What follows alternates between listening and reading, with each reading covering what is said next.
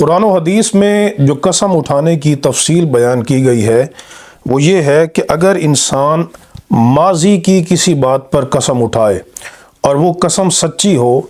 تو اس میں نہ گناہ ہے، نہ بندے پر کوئی وبال اور کفارہ ہے، اور نہ ہی کسی قسم کا آخرت میں اس پر کوئی مواخذہ ہوگا۔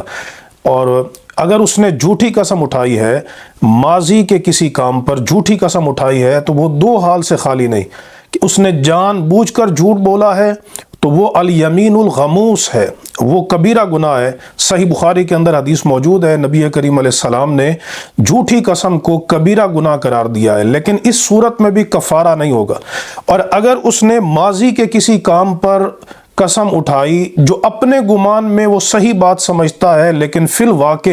وہ جھوٹی بات ہے، تو یہ یمین لغو ہے، اس پر بھی نہ گناہ ہوگا اور نہ کفارہ ہوگا۔ کفارہ اس صورت میں لازم ہے کہ انسان مستقبل کے کسی کام پر قسم اٹھائے اور وہ یوں کہے، مثال کے طور پر کہ اللہ کی قسم میں یہ کام نہیں کروں گا، یا اللہ کی قسم میں یہ کام کروں گا۔ تو اس میں بھی دو صورتیں ہیں۔ ایک صورت یہ ہے کہ کیا وہ جس کام کی اس نے قسم اٹھائی ہے وہ کام کرنا اس کے لیے شرعی طور پر بہتر ہے یا بہتر نہیں ہے۔ اگر وہ کام کرنا شرعی طور پر بہتر ہے تو پھر بندے کو چاہیے کہ وہ کام کر لے اور اپنی قسم کا کفارہ دے۔ چنانچہ صحیح بخاری کتاب الایمان والنذور حدیث نمبر 6622 ہے، نبی کریم علیہ السلام نے حضرت ابو عبد الرحمن بن سمرہ رضی اللہ تعالیٰ عنہ کو فرمایا کہ اذا حلفت علی یمین، کہ جب تو کسی بات پر قسم اٹھائے، فرأیت غیرہا خیرا منہا، اور پھر تو دیکھے کہ اس کے علاوہ جو کام، یعنی جو تو نے قسم اٹھائی ہے اس کے علاوہ کام بہتر ہے، اس میں تیرے لیے نفع ہے، تیری دنیا کا یا تیری آخرت کا، تو فکفر عن یمینک، تو نبی کریم علیہ السلام نے فرمایا تو اپنی قسم کا کفارہ دے، وَأْتِ الَّذِي هُوَ خیر،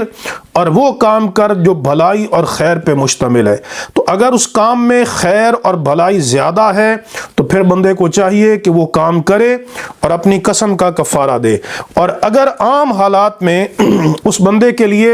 اس کام میں اتنی بھلائی اور خیر نہیں ہے تو پھر انسان کو اپنی قسم پوری کرنی چاہیے، چونکہ اللہ رب العزت نے ہمیں حکم دیا ہے وَاحْفَظُوا أَيْمَانَكُمْ سورۃ المائدہ میں کہ تم اپنی قسموں کی حفاظت کرو۔ اب مستقبل کے کسی کام پہ بندے نے قسم اٹھائی اور پھر وہ اپنی قسم کو توڑ بیٹھا تو اس کا کفارہ کیا ہے؟ اللہ رب العزت نے قرآن مجید میں ارشاد فرمایا اس قسم کو یمین منعقدہ کہتے ہیں، جو مستقبل کے کسی کام پہ اٹھائی جائے کہ میں یہ کام کروں گا یا یہ کام نہیں کروں گا، پھر بندے نے اپنی قسم کو توڑ دیا تو اس پر کفارہ لازم ہوگا۔ ارشاد فرمایا سورۃ المائدہ کی آیت نمبر 89 میں،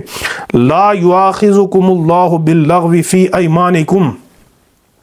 اللہ تمہاری لغو قسموں پر تمہارا مواخذہ نہیں فرمائے گا۔ لغو قسم کون سی ہے؟ کہ انسان اپنے گمان میں